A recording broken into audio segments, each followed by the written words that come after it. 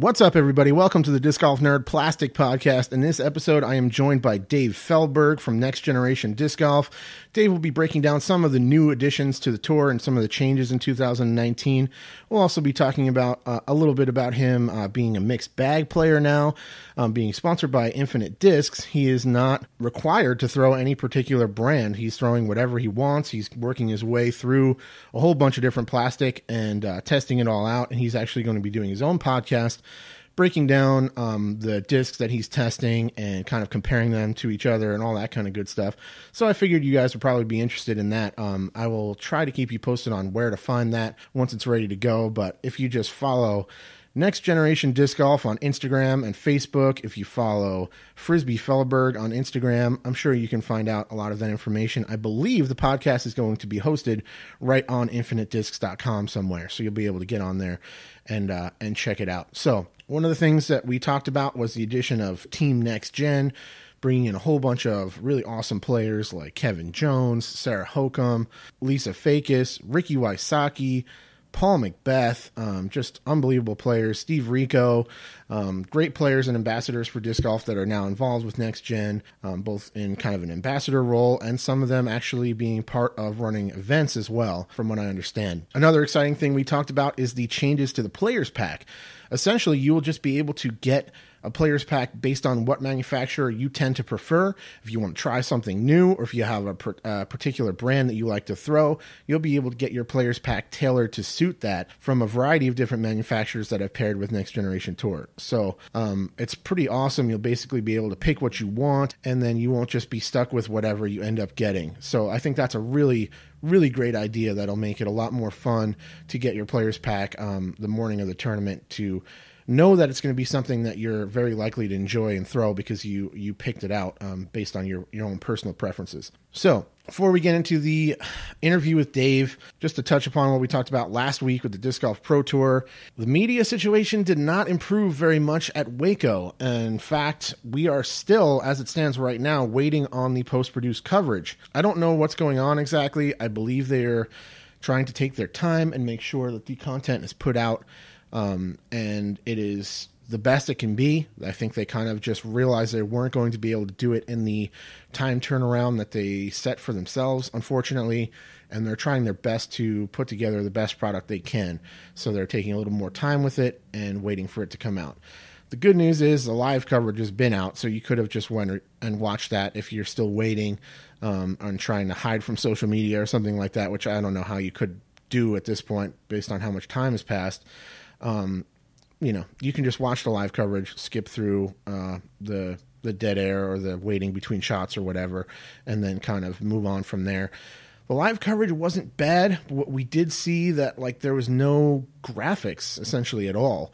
I believe, I have to assume what happened was whoever they had attempting to produce the show was just not able to, based on a technological or just, I don't know, just a lack of knowledge of how to make it work, to overlay UDisc scores and all the other things that Johnny V is so good at doing during the live broadcasts. I'm sure he makes it look really easy, but Johnny's very experienced and he's been doing this for a while, and it's going to be difficult to just straight up duplicate that unless you have some time, to get used to it.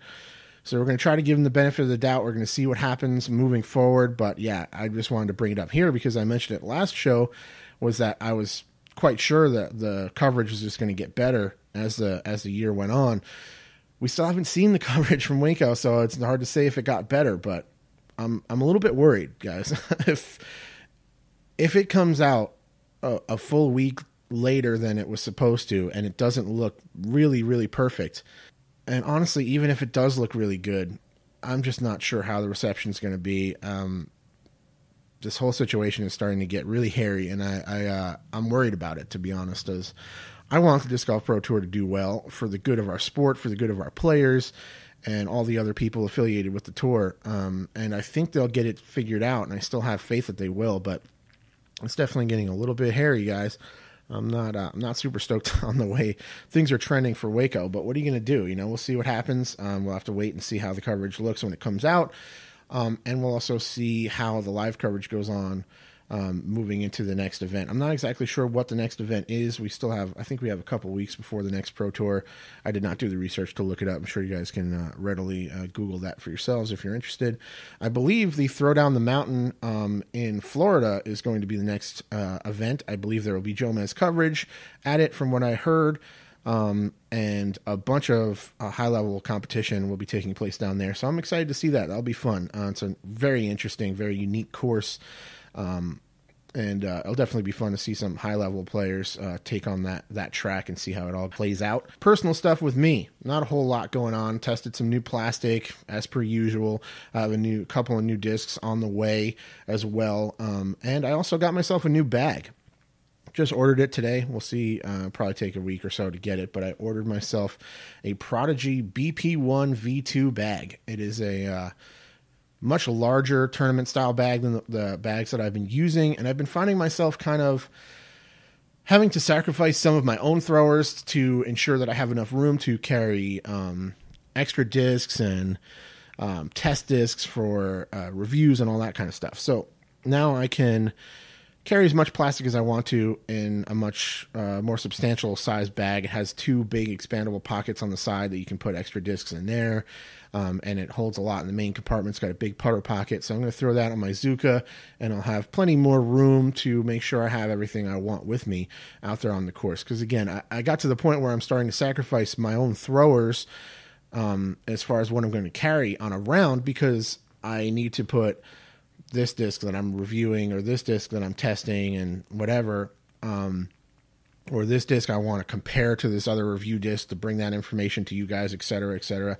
So now I don't have to worry about that as much. I should be able to just load it up with a whole bunch of plastic, throw it on the cart, and off we roll. So we'll see how that works out. I will, of course, report back to you guys with a full review of the bag. I'm not going to spend some money on a brand new bag and not make a review video for you guys. That's not how I roll. You guys know that.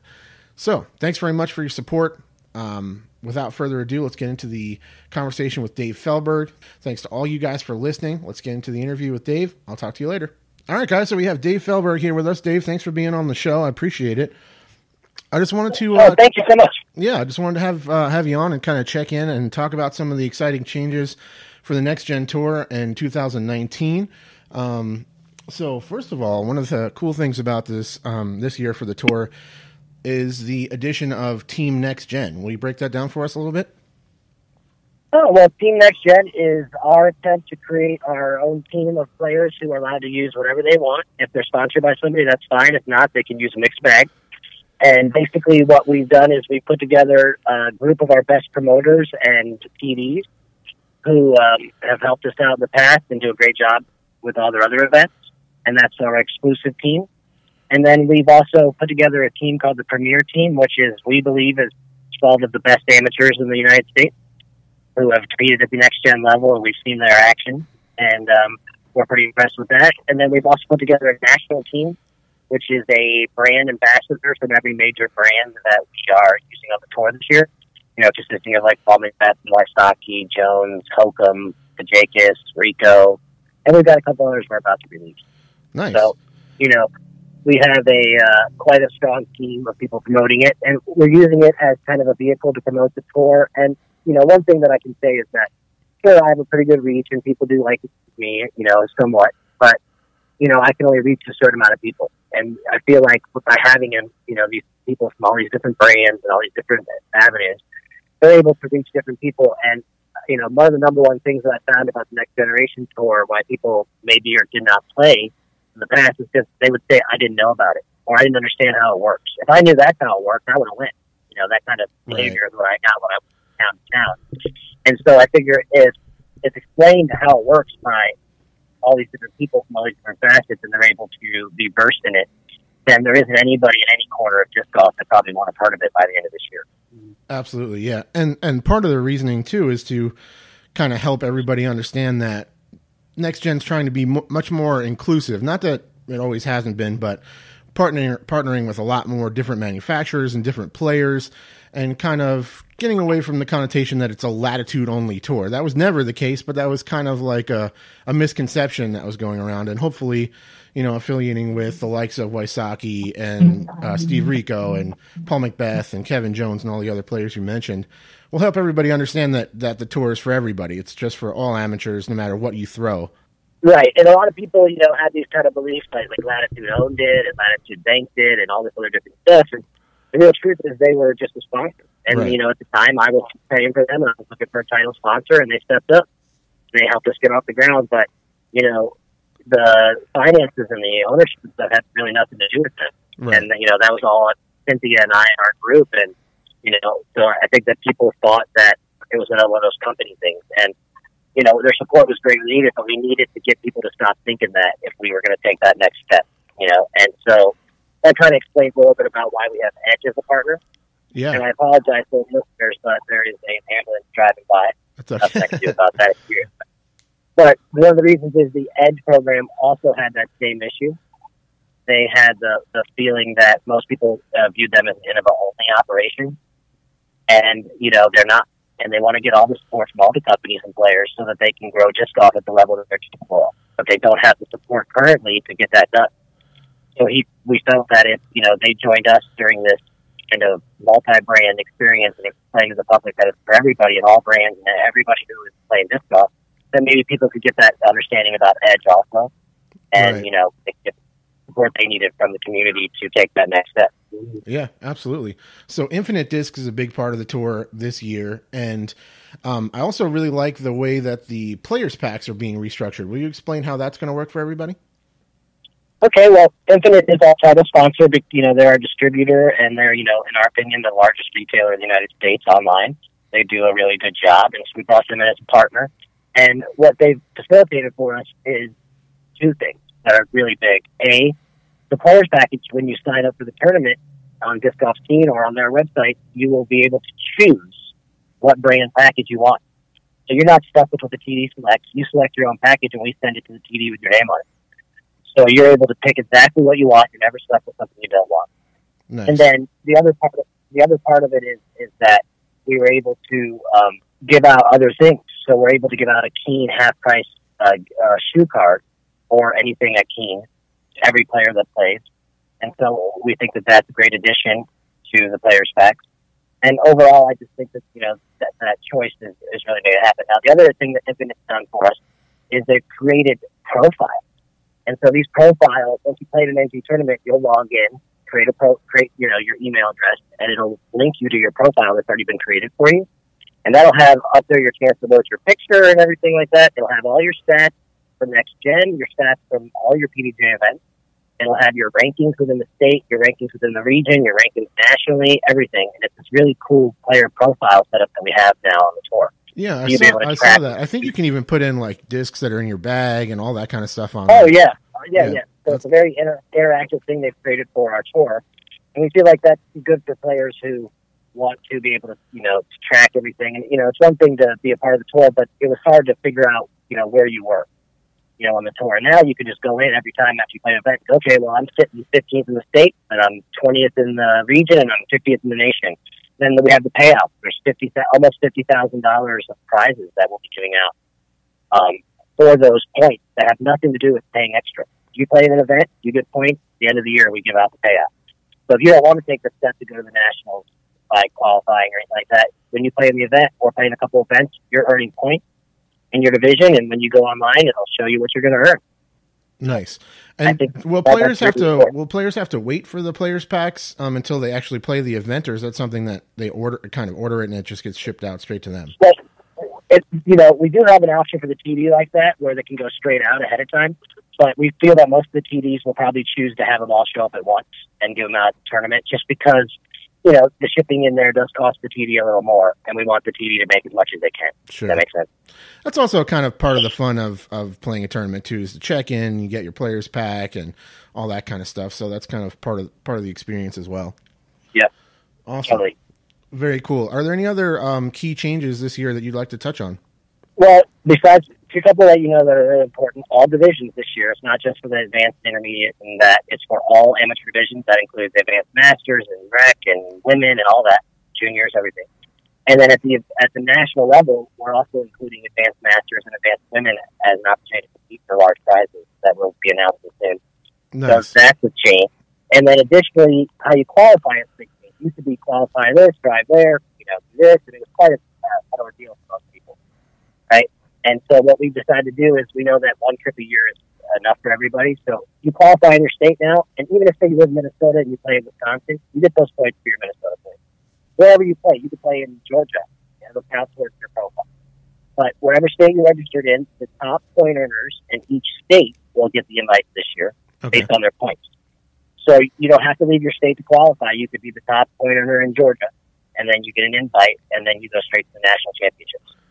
Okay, sweet. And we're not exactly ready to announce anything about where the nationals are going to be this year, right? It's not going to be at Fountain Hills, is that correct?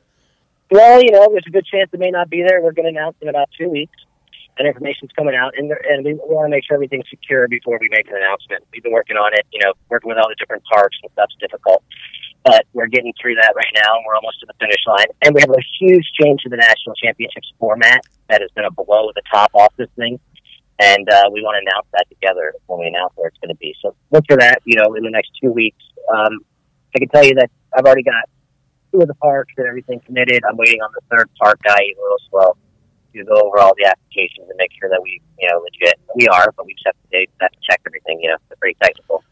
So once all that's done, then I'll be ready to make these announcements. And Cynthia and I are excited to tell everybody about it because I'll tell you, it is a mind blower. When I've told some people in confidence, that are in the tour that know what we're doing, and when I tell them, they're just like speechless. They're like, that's going to be a game changer, Wow. And so I think that, that's the final piece that everybody is going to be excited about. So if you notice that we don't have as many tournaments right now, we kind of push them back. We're intentionally had TDs, scheduled a little later. That way this information can come out so people will be more excited about playing in those events. Okay. So we've had one event. We had one event that's happening this weekend in Northern California, one in Utah the next weekend. Then that starts to pick up, and by then the announcement will be out. Absolutely. That sounds great. Are you planning to have live coverage again for the national championships? Oh, yes, we'll have the live coverage, and I think we're going to increase and have all routes covered also. So we're looking to have all routes with post-production and then live coverage at the end, interviews, the whole 9 yards again. So, yeah, it'll be really good this year. I think that with the changes we're making and the announcements we're making, I think that the national championships is going to be a lot better. Overall experience, overall player value, overall, payouts, everything will be at a better level. Because one of the issues was a lot of people would say to me, well, I can't win the car, what's the point? And so I'm like, the hint that I've given everybody is we're taking that car money and we're repurposing it. Okay. Just put it that way. Nice. All that sounds great. It'll still be a top heavy first prize because we believe in that. Yeah. But it'll be so that the other players in the field don't feel like, well, I did all this all year to get there, and I got a cool prize package, but that's not very notable. So I think it's something that will help each player that is in the top, say, 20 or so make that step to being a professional player. Okay. Excellent. Well, that sounds good. There's been some exciting battles already at the national championships on Smashbox, so that'll be a lot of fun to see the new format and see the new divisions and how it all stacks up and how it all plays out there. It's going to be really fun. Yeah, I think the addition of the advanced master, is great too because they just don't get taken care of. And if you think about it, they've got the most time and money to play this golf, but we don't ever feature them in any way. So I think featuring them and letting them be in the live coverage a bit, I think that's going to be a really big deal. So. Absolutely, and a lot of those folks didn't have the opportunity to compete and kind of participate in something like this when they were young. Our winner from last year, how old was he? He's a teenager, correct? Yes, the kid that won was Silas Schultz, and he wasn't even old enough to drive. That's another thing. He wasn't even old enough to drive a car. So his family had to pick up the car, and they have this $25,000 car, and they're trying to sell it, Yeah. Because the kid can't drive for a couple more years. And right. B, the fact is, they don't want him to have a $25,000 car, at the first car. Most parents don't do that, Yeah. So, they can sell the car, put some money to college, give him some money to tour, and get him a car that gets him from point A to point B. And I think, that was great, but, our point was we want to see someone driving around the car. that we gave away. And so if the car's going to be sold and repurposed as it is, then we need to figure out a better solution. And, it was nice to put the parts together, some attention, and, be the only organization to ever give out 2 cars in the history of the sport. I mean, that's great. But it's still a hell of a payout. It's definitely a hell of a payout for the kid. Yeah, but I still have to think about, how to grow it in the long term. And I just, Cynthia was especially active in explaining to me that she just felt that, making it about the car was really hurting us instead of helping us. Okay. Yeah. But like I was saying, it's nice to have the Masters come in because they didn't really have an opportunity to kind of compete in this kind of event with so much behind it and so many different options and across the country and how you stack up with the other players and be a part of it, so it's cool for them to still be able to have that opportunity now, even if they're a little bit older than some of the players competing in the regular divisions. Yeah, and it wouldn't be surprised to me to see some advanced master guy put a lower score down than the advanced did. Oh, yeah. It happens all the time. Mm-hmm. Yeah, so. Absolutely. All right, cool. Another thing that's pretty notable I wanted to touch on with you as well is that you are mixed bag this year, and you're testing out a whole bunch of different plastic. You're trying out a whole bunch of different things on the market that you may not have had the opportunity to test out.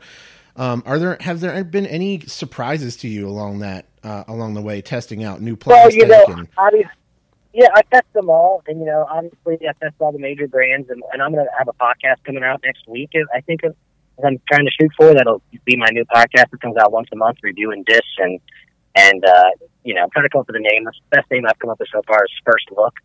Okay. The first take, like the thing. But I'm working on that part. But I'll say that right away that one of our newest sponsors to the tour is Costa Plus. Okay. And they're one of the Swedish companies that Yeah. makes discs. And they're our final disc sponsor. We included them. And I will say that their disc surprised me. I expected it to be kind of, on a company that's working on it, Right. And when the plastic showed up, the look and feel of it was mind blowing. I was like, wow, this is quality. Yeah. But absolutely. then when I took it out to the field, it flew. And I was like, I was really surprised to the point where I had it for 3 days and I went to a tournament and I threw it, one of the discs, and I was able, it was called a fault, and I was able to win the CTP for the tournament with that shot. Nice. So I found that they really are making some high quality stuff that people will probably be impressed with once they see it on the MG tour. Yeah, I think the only disc of theirs I've tested was the Berg. I reviewed the Berg, and that was a nice disc. Really nice, very unique profile, very comfortable feel, and definitely a solid flyer. Really straight, stable. You could throw it hard, and it doesn't really veer off the line too much. I enjoyed that disc quite a bit. Yes. So that was one of my, if you asked about surprises. And another surprise for me was the Gateway Prophecy, which will be including the nice mid-range that, I gave it a fair chance and put it in the bag, and you know what? It flies really good. So those were the 2 surprises. And then you got your obvious 2 major brands. All that stuff is just really good. I've tested it. It's really hard for me building a bag, deciding between which high-speed driver and which approach disc to use, because most of those companies are making a pretty good version, from the A2 at Prodigy right. to a Zone, Yeah. to the Zone, to the Venus, to the A3 at Innova, to the, it just goes on, and they're all making something really good. The approach putters for MVP, those were really good when I tested them, so it's really difficult decision to pick which one I'm going to use, and I'm probably going to just have to keep playing with it. But part of my podcast will be building my bag from the ground up with these brands, and I'm starting with slower speed, and then by the end of the year I'll get a high speed, and I'll go up a range every time. Does that make sense? Yeah, absolutely. So the first one's going to be putters, and then I'll do the second podcast will be approach putters, and then the third one will be mid ranges. It'll be like driver mid ranges, then fairway drivers, followed by faster drivers, followed by the highest speed drivers. Right. In that order. So basically, I'll go through each one, and we'll sit there on the table, and I'll put them all out there, and we'll talk about each one, and tell you which one I'm decided to go with, and give your opinions. And I have some 700, 800, and 900 level players who are testing discs for me and giving me reports that I'll include, so everybody knows that it's not just my throw that I'm testing with. Right. And just basically doing that and kind of promoting it. But to answer your original question, it's interesting to try all the discs and see how they fly. And I knew that every company makes something you like. I knew that was going to happen. Yeah. And I think that's kind of the point I was trying to make, is that if you're sponsored by a company and then they're only giving you a very small amount, and your goal is to be great, you might need to have other brands just to have the shots you need. And then when you get to a level of toned, let's say, professional, then you could switch to one brand and pick a real sponsorship that's meaningful. And I think that a lot of people are even brand loyal without sponsorship. And they're like, I only throw this. I mean, I understand that's great to have fans and support things, but, there's no reason to not throw something because your favorite player doesn't. I think that kind of mentality has cost a lot of people strokes on the course. Yeah, absolutely. I think one of the few advantages, or disadvantages rather, to being mixed bag is what you were saying before, is narrowing it down. I mean, I've tested so much plastic over the years. I think I've reviewed over 200 discs, like 205 or so here on this channel. And I can count on one hand how many of them were just like a dud, that really just weren't very good. They all have a functional shot that's useful in some way. It depends on what you're looking for. But yeah, sometimes the hardest thing is just, which one of these do I carry? I like all of these in a certain way. And it's almost like sometimes I'm looking for the mold that has the most versatility, because then, I can layer it and have a few different ones that have slightly different characteristics rather than having individual molds to fill all those different slots. Yep. So I think that's a good point. So hopefully people like the podcast, and I'll keep everybody updated on my disc reviews and where I'm going with that. Yeah, absolutely, man. That should be a lot of fun. Okay, one other thing I definitely had to ask you about while I had you here, before I let you go, is it's kind of a classic thing in disc golf where you make a good shot and you hit that one solid golf clap, single golf clap, did you create that? Were you the person that kind of originated the single clap celebration after a successful throw? I'm not sure I originated it, but I was definitely doing it a lot. And I noticed that people like, Nate Dawes, for example, not to call him out, he's a great guy, but it irritated me. And I didn't do it on purpose, but I noticed that it bothered me. Really? That I would do that after my shot. He feels like his opinion is that you're a professional player, makes a shot, and you don't show much emotion unless you're like a win or something big, and, or an ace or something like that. But in general, you should keep your emotion at a lower level. And I think he found that my clap was a kind of a crisp clap, and it irritated him that I even heard others say that they might be able to hear it a whole way. And that, it started to do it. So I kind of got away from it, if you notice. But sometimes when I'm in the zone, still I do it. I can't help it. Sometimes you can't help it. Yeah, I wonder, because I wonder if I picked it up from you or where I got it from, because that's like my reward for hitting. If I throw the shot I'm looking for, whether it's an ace or whatever, if I hit the line and the angle just right, and I see it stand up, and I'm like, okay, I know that I hit that perfectly. That's my reward. That's my reward. I hit that clap. It just feels so good. I love that. Right. It's just like you said, right when I if I know it's perfect, something about it, I just clap and I'm like, yes, I've done it, and it's just like it feels good, but I hope it didn't annoy players. I don't want to annoy them with it, but at the same time, it just became something I did, and if I do that, it means it was exactly what I was trying to do. Right. Yeah, and I'll even sometimes I won't even have the outcome I'm looking for. You'll catch something at the end of the flight or something that you weren't expecting, but I did everything I could do. That's when I hit the clap. Exactly. I can't help it. It rolled away. Right. But that's what I was trying. Yeah. Yeah. Nice. Well, if nobody wants to step up and claim it, we can just give it to you in the record books, because I don't know of anybody else that would have started that. I definitely think that was you. All right, Dave, thank you so much, man. We'll definitely try to have you back as the tour kind of progresses. Maybe after we're ready to announce more details about the national championships and the grand prize and all that kind of stuff. Maybe we'll have you pop back in and keep us updated. Right, and just do us a favor, go on our Facebook page. We got a lot of stuff going on, like our page and Next Generation Tour Disc Golf. And if you have any questions or issues about the tour, go to nextgenerationtour.com. We have lots of info up there. We're also adding links if you're interested in running a Next Gen tournament in your area or think that you guys should have one. Contact me directly through the website at dave.feldberg@nextgendiscgolf.com. That's right, it's david.feldberg or dave.feldberg. Your choice. Both of them go to me. And you just send it back to nextgendiscgolf.com, and I will get you set up to run an event and get you in the book. So anybody interested, let us know, because we want to, the points race this year, and as many events as possible, better. So, contact me and check out the information on our website, and, just let us know. We're doing our best to try to give you the best experience out there, and we appreciate it. I want to say thanks to all my staff, my wife, Cynthia, and all of our sponsors that help us out, and without them, it's not possible. And I just want to say, with the newborn Leo back, Feldberg, our new boy. You know, it's taken a lot of our time, but we love it, and you know, we can't wait for him to grow and watch him grow, and you know, we'll continue to grow the sport as we watch our boy grow. Absolutely.